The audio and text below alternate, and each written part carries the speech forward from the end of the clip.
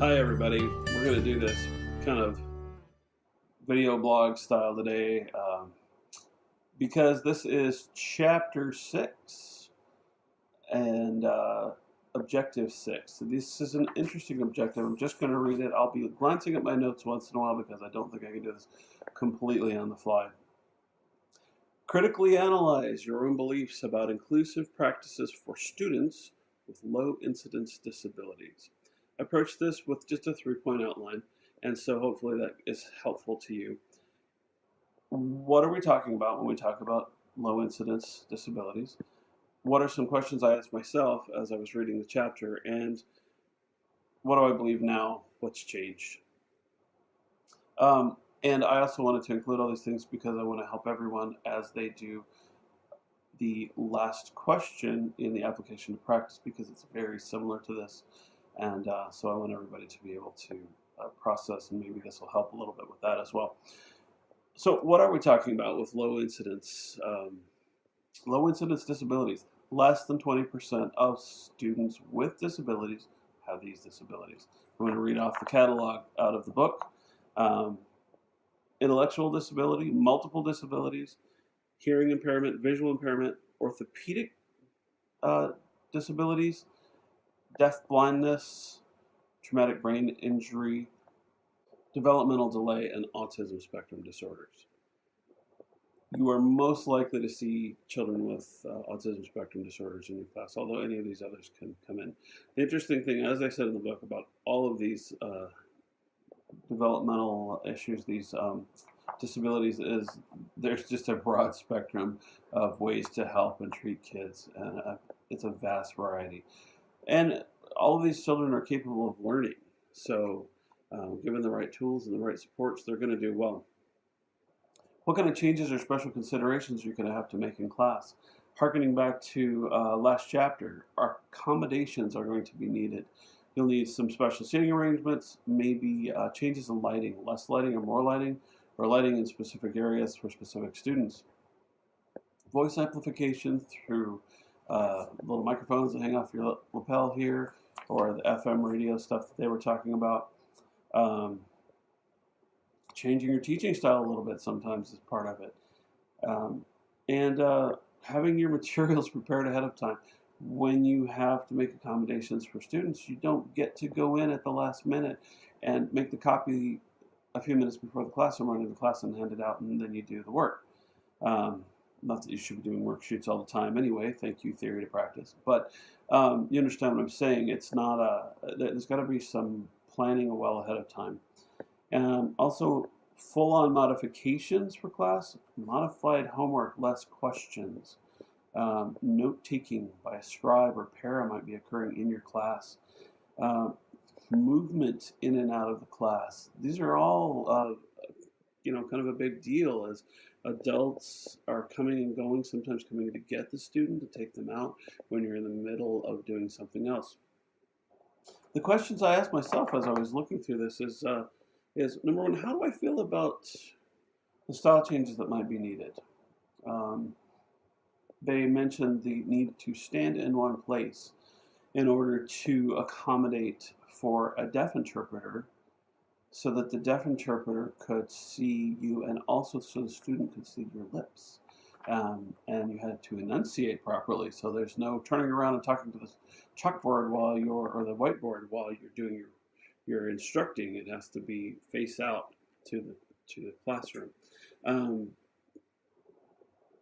What about my reaction to all the interruptions that are going to happen? And how will these things affect the other students? You're talking about a class of 26 to 31, 32, 34 kids that you're going to have to teach, and you're going to try to keep everybody's attention while all of these things are going on. And I'll tell you, my reactions and what I believed at the time were, first, I was just mortified. Just the thought of some of this stuff. I like running my class my way.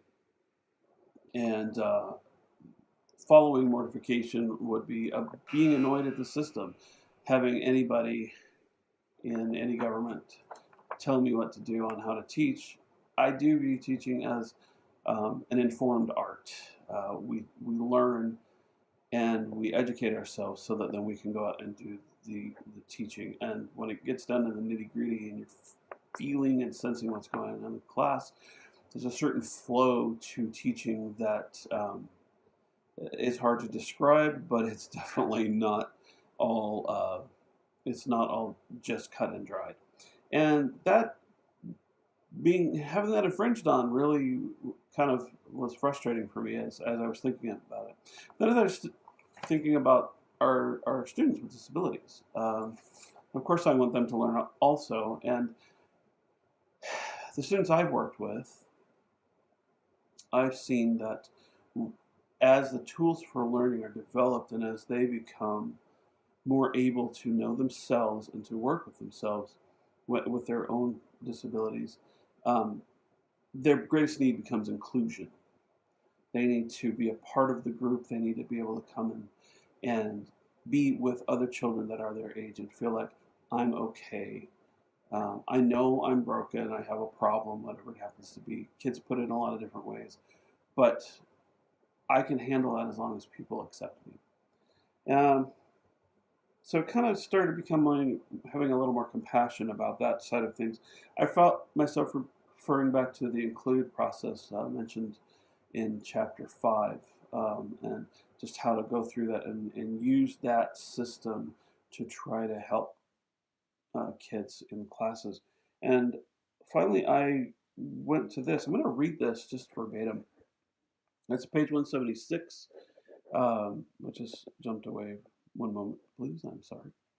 Um, Page 176, point 3, about the middle of the page, it says, students with low incidence disabilities need the same type of attention from you that other students do.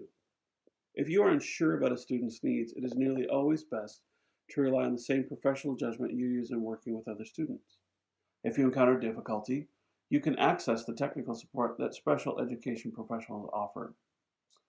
Now, that's really key, kind of, in what my thinking and my process was. I work as a parent.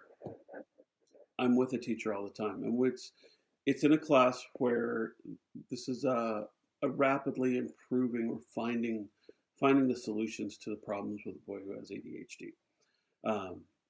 And as I see him and his needs, he's very much, I want to be a part of things. I want to be just like everybody else. That's crucial. I also work with a boy who's SD in the afternoons. He's in 11th grade now. Same thing though. He knows his limitations. He knows he can't be in a busy hallway or a noisy room that he'll get distracted. He won't be able to focus. So we do a lot of one-on-one teaching with him. But at the same time, he's eager to learn and he's eager to be part of the group. So he goes out during lunchtime, doesn't actually eat his lunch, but he sits with the other students because of inclusion. Which brings around my final point that kind of in conclusion, the ability for students to learn is supported by the tools that we are learning and that we are supplying. But they are enabled by an emotional state of mind. And when the emotional state of mind is at peace and is willing to compromise and willing to accommodate on both sides, the student and the teacher, then that emotional state of mind will take those technical tools and use them and be able to grow. So that's my analysis for myself. I hope that was helpful for you. Nearing 10 minutes, so I'm going to wrap up here, and good luck with application to practice question number 6. Have a great one.